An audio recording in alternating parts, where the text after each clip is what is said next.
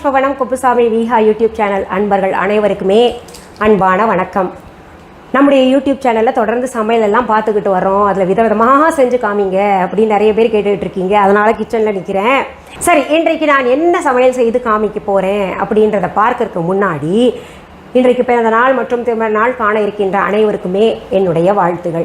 உங்களுடைய வாழ்க்கையில் நீங்கள் அனைத்து நலங்களும் வளங்களும் கிடைக்கப்பெற்று நீடூழி வாழணும்னு நான் இறைவன்கிட்ட பிரார்த்திக்கிறேன். இந்த காணொலியை காண்கின்ற அனைவருக்குமே இந்த நாள் இனிய நாளாக அமையட்டும். இன்றைக்கி நான் செய்ய போகிற ரெசிபிக்குங்க, நம்ம மொட்டை மாடி தோட்டத்துலேருந்து ஒரு பொருள் எடுத்துகிட்டு வரணும். அது என்னன்னு போய் பார்க்கலாமா? ஒன்றும் இல்லை, பாலக் எடுத்துகிட்டு வரணும். பாலக் வச்சு என்னங்க செய்ய போகிறீங்க அப்படின்னு கேட்டிங்கன்னா, பாலக் கிச்சடி செய்ய போகிறேன். பேர் தான் பாலக் கிச்சடி, ஆனால் பிரியாணி எல்லாம் தோற்றுரும், அவ்வளவு சுவையாக இருக்கும்.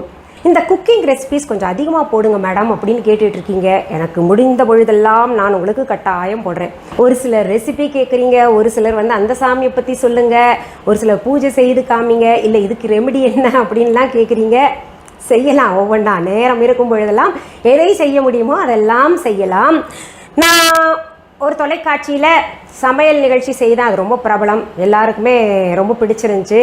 அதனால தான் திரும்ப திரும்ப அதில் பார்த்தது நாங்கள் மறந்துட்டோம் மேடம், அப்போ எழுதி வைக்கல, இப்போ செய்து காமிங்க அப்படின்னு கேட்குறீங்க. இப்போ நீங்கள் மறக்காமல் என்ன பண்ணுறீங்க, ஒரு நோட்டு புத்தகத்தை எடுத்து எழுதிக்கோங்க. நான் இதற்கான பொருள்கள் எல்லாம் டிஸ்கிரிப்ஷன் பாக்ஸில் அளவோடு எழுதி போடுறேன். சரி, நம்ம மொட்டை மாடியில் போயிட்டு பாலக் பறிச்சுட்டு வந்துடலாமா? பாலக்கோடு சேர்த்து பச்சை மிளகாயும் பறிச்சுட்டு வந்துடலாம். அதுக்கு முன்னாடி இங்கே பாருங்கள், நம்ம தொட்டியில் வச்சுருந்தோம்ல முருங்கைக்காய் எப்படி வந்துருச்சு பாருங்கள். அது எப்போ வரும் அதில் 2 காய் ஏற்கனவே எடுத்துட்டோம் நாங்கள். நல்லா அதில் பார்த்திங்கன்னா சதப்பகுதி நல்லா இருந்தது. இப்போது தோட்டத்தை ஒரு கிளான்ஸ் பார்த்துக்கோங்க. நிறைய பேர் தோட்டம் காமிக்குங்க அப்படின்னு சொல்கிறீங்க. அங்கே நீங்கள் ட்ராகன் ஃப்ரூட் விட்டால் காமிங்க அப்படின்னு சொன்னீங்களே, அங்கே பாருங்கள் 2 பழம் தெரியுதா? ஒன்று சிகப்பாக இருக்குது, இன்னொன்று இப்போ தான் பூ வச்சுருக்கு, இன்னொரு பூவும் இருக்குது சின்னதாக. நம்ம வாழை மரம் நல்லா பெருசாக வந்துருச்சு. சரி, இப்போ நம்ம பாலக்கீரை பறிக்கலாம். நம்ம வீட்டில் ஃப்ரெஷ்ஷாக பறித்து சாப்பிட்றதில் நமக்கு ஒரு தனி பெருமை. அப்புறம் ருசியாகவும் இருக்கும், ஃப்ரெஷ்ஷாக பூச்சி மருந்து அடிக்காமல் சாப்பிட்றதில்ல இல்லையா? இங்கே பாருங்கள், ஒரு பிடி அளவுக்கு நான் பாலக் எடுத்திருக்கேன். இது போதுமானது. பழுத்த இலை இருந்தால் எடுத்துடலாம். இப்போ பாருங்கள், இது போதுமானது. கொஞ்சம் சின்ன இலையாக தான் இருக்குது. இது தில்லி பாலக்லேயே சின்ன இலை வெரைட்டி இது. இங்கே பாருங்கள், நார்த்தங்காய் நிறைய இப்போ தான் விட ஆரம்பிச்சிருக்கு. இன்னும் உள்ளே போகணும், நல்லா மண்டி கிடக்குதாங்க பாருங்கள், பஞ்சாக இருக்குது. நான் இப்போ உங்களுக்கு கேரளா நெல்லிக்கான்னு சொன்னேன்ல, இங்கே பாருங்கள் கொத்து கொத்தாக இப்படி இருக்கும், ரொம்ப டேஸ்ட்டாக இருக்கும். இதில் நான் உங்களுக்கு தொக்கு செஞ்சு காமிக்கிறேன், செம்ம டேஸ்ட்டாக இருக்கும். ஊறுகாய் மாதிரி செஞ்சோன்னு வைங்களேன். இது மரம் முழுக்க இருக்குது அந்த மாதிரி. இப்போ என்னென்னா ரொம்ப அடர்த்தி ஆகிட்டனால உங்களுக்கு சரியாக காமிக்க முடியல என்னால். இங்கே பாருங்கள், பாகற்காய், கொய்யாப்பழம், இது சுக்காங்காய், இதுவும் அங்கங்கே கிடக்குது, தேடி எடுக்கணும். மறுபடியும் மாதுளை இப்போது நிறைய பஞ்சாக வர ஆரம்பிச்சிருந்துச்சுங்க. அடர்த்தி ஆயிடுச்சு நம்ம மொட்டை மாடி தோட்டமே. ஒரு ஆள் தான் நடக்க முடியுது, அந்தளவுக்கு இருக்கும். பாருங்கள், பிஞ்சு கத்திரிக்காய் நல்லா குப்பி இறங்கியிருக்கு. கத்திரிக்காய் அப்படி வாங்கினா தான் நல்லா டேஸ்ட்டாக இருக்கும். இங்கே ஒன்று ரோமியோ நவருங்க. நம்ம ரோமியோவை ரொம்ப நாளாக பார்க்கணும் நீங்களே. இங்கே பாருங்கள் எப்படி நிற்கிறாரு. ரொம்ப இங்கே பாருங்கள், ரம்மா இங்கே பாருடி செல்லம். 4 பச்சை மிளகா பறிச்சுக்கிறேன். அப்படியே நிறைய பழுத்து இருக்கும், ஆனால் பழுத்து இருந்தாலும் அது நான் பயன்படுத்திக்கிறேன், நல்லா இருக்கும் ருசியாக. நான் மொட்டை மாடியில் பறித்த பாலக் பாருங்கள், எடுத்துகிட்டு அலசி வச்சுருக்கேன். இதுக்காக நம்ம என்ன பண்ணோம், அப்படியே பயன்படுத்தக்கூடாது. எப்போவுமே இதை விட பிளான்ச் பண்ணி பயன்படுத்தணுன்னா ரொம்ப ரொம்ப நல்லது. இந்த குக்கிங்லேயே நிறைய ப்ரொஃபஷ்னலாக பண்ண வேண்டியது நிறையா இருக்குங்க. நம்ம இந்த திரும்ப இதில் புளிக்குழம்பு, காரக்குழம்பு, வத்தக்குழம்பு அதெல்லாம் அதுக்கு ப்ரொஃபஷ்னல் டச் வேண்டாம். ஆனால் அது ரெஸ்டாரண்ட் ஸ்டைல் அப்படின்னு போயிட்டோன்னா கொஞ்சம் ப்ரொஃபஷ்னல் டச் இருக்கணும். இதெல்லாம் ரெஸ்டாரண்ட்டில் பார்த்திங்கன்னா பயங்கர காஸ்ட்லி. ஆனால் நம்ம வீட்டில் செய்யும்போது ரொம்ப சுலபமாகவும் இருக்கும், ரொம்ப கம்மி விலையிலையும் செஞ்சிடலாம். இந்த பாலக் பிளான்ச் பண்ணுறதுக்காக, பிளான்ச்னா இது தண்ணியில் போட்டு எடுக்கணும், பக்குவப்படுத்துறது அப்படின்னு. அதுக்கு ஒரு பாத்திரத்தில் தண்ணி வச்சுருக்கேன், அது சூடாகிக்கிட்டு இருக்கு.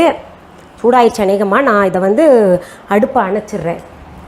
சரி, அடுத்தது இப்போ என்ன பண்ணலான்னு பார்க்கலாம். அன்பான வாடிக்கையாளர்களே, உங்கள் விஹா ஸ்டோரில் பூஜை பொருட்கள், சிலைகள், ராசிக்கற்கள், வாஸ்து பொருட்கள், விதைகள், பாரம்பரிய அரிசி வகைகள், சிறுதானியங்கள், ஆர்கானிக் பொருட்கள், மூலிகை எண்ணெய், மளிகை பொருட்கள், மரச்செக்கு எண்ணெய், மரப்பொருட்கள், வெள்ளி ஆபரணங்கள், கிஃப்ட் ஆர்டிகல்ஸ், காட்டன் மற்றும் பட்டு புடவைகள், காட்டன் சுடிதார்கள், பட்டு பாவாடை, குழந்தைகளுக்கான விளையாட்டு பொருட்கள், ஹை குவாலிட்டி இமிடேஷன் நகைகள், வீட்டு உபயோக பொருட்கள், ஜூட் பேக்ஸ், ஹேண்ட்மேட் சோப்ஸ், அழகு சாதன பொருட்கள், சிறுதானிய பிஸ்கெட்டுகள், ஹோம் அப்ளையன்சஸ், இன்னும் பற்பல பொருட்கள் விற்பனைக்குள்ளது.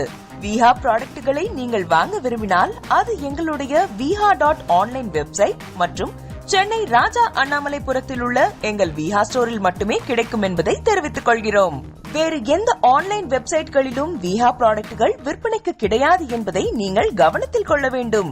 எங்கள் விஹா ஸ்டோரின் விலாசத்தை கண்டறிய கூகுள் மேப்ஸில் விஹா ஸ்டோர் என்று டைப் செய்தால் வழியை கண்டறியலாம். www.viha.online வெப்சைட்டிலும் விஹா ஸ்டோரின் அட்ரஸ் உள்ளது.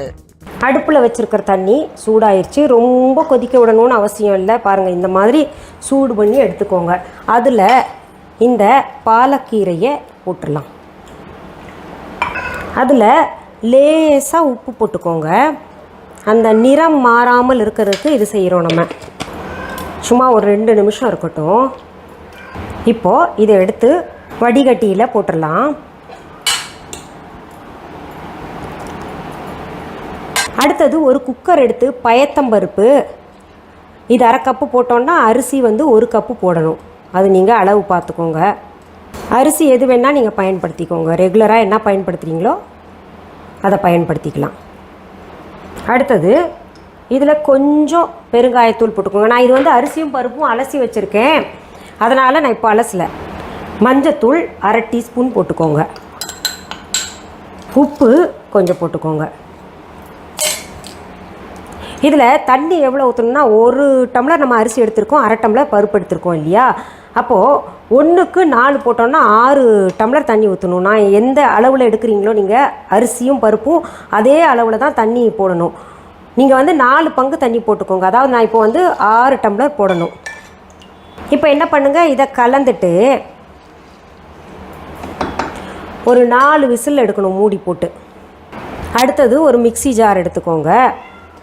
அதில் இந்த பிளான்ச் பண்ண பாலக் இருக்கு இல்லையா, அதை போட்டுக்கோங்க.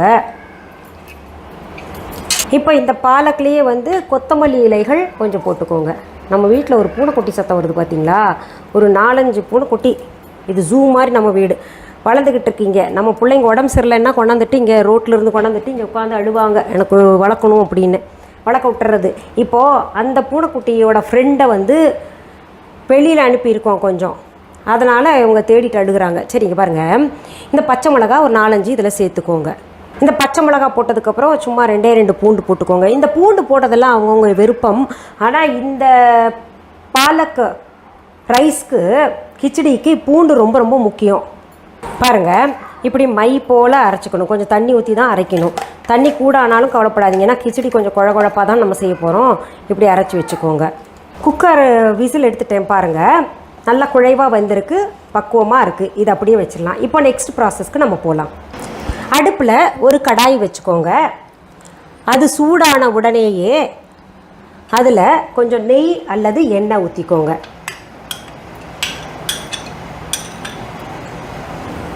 ஒரு டேபிள் ஸ்பூன் போல் நான் நெய் விட்டுருக்கேன். நெய் கரைஞ்சி சூடாயிருச்சு. அதில் சீரகம் சேர்த்துக்கலாம். இதிலேயே பெருங்காயத்தூள் கொஞ்சம் போட்டுக்கோங்க. அடுத்தது பொடியாக நறுக்கின வெங்காயம் சேர்த்துக்கலாம்.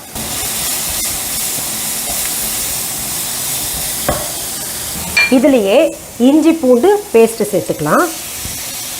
பச்சை வாசனை போகிற வரைக்கும் வதக்கிக்கலாம். அடுத்தது இதில் அரைச்சி வச்ச தக்காளியை சேர்த்துக்கோங்க.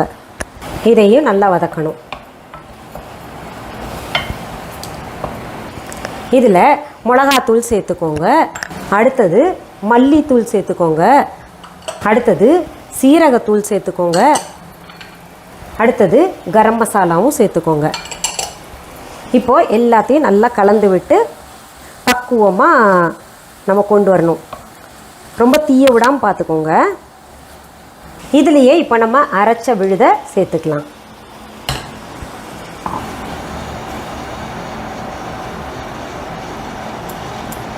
இப்போது தேவையான அளவு உப்பு சேர்த்துக்கலாம். ஏற்கனவே நம்ம சாதத்தில் போட்டிருக்கோம், பார்த்து பிறகு சேர்த்துக்கலாம். நம்ம நல்ல பச்சை வாசனை போகிற வரைக்கும் இதை நம்ம பரட்டிக்கிட்டே இருக்கணும், கலந்துக்கிட்டே இருக்கணும். இப்போ இதில் நம்ம இந்த அரிசியும் பருப்பும் வேக வச்சுருக்கோம் இல்லையா, அதை சேர்த்துக்கலாம்.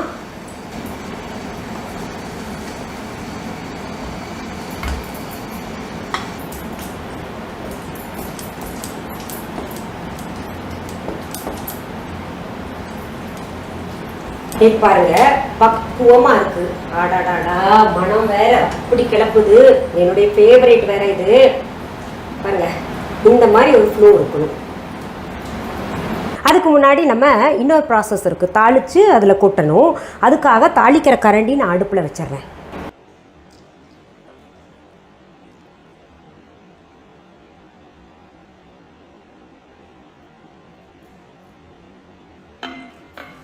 தாளித்து கொட்டுறதுக்கு நெய் அல்லது எண்ணெய் எடுத்துக்கோங்க. இதில் இப்போது இந்த பூண்டு பல் கொஞ்சம் பொடியாக அரிஞ்சு 1 டீஸ்பூன் போல் வச்சுக்கோங்க. இதில் பூண்டு தான் மெயின். இதுக்கு பேரே பார்த்திங்கன்னா பூண்டு கிச்சடி தான், பூண்டு பாலக் கிச்சடி. அடுத்தது காஞ்ச மிளகா இப்படி உடச்சி வச்சு சேர்த்துக்கோங்க.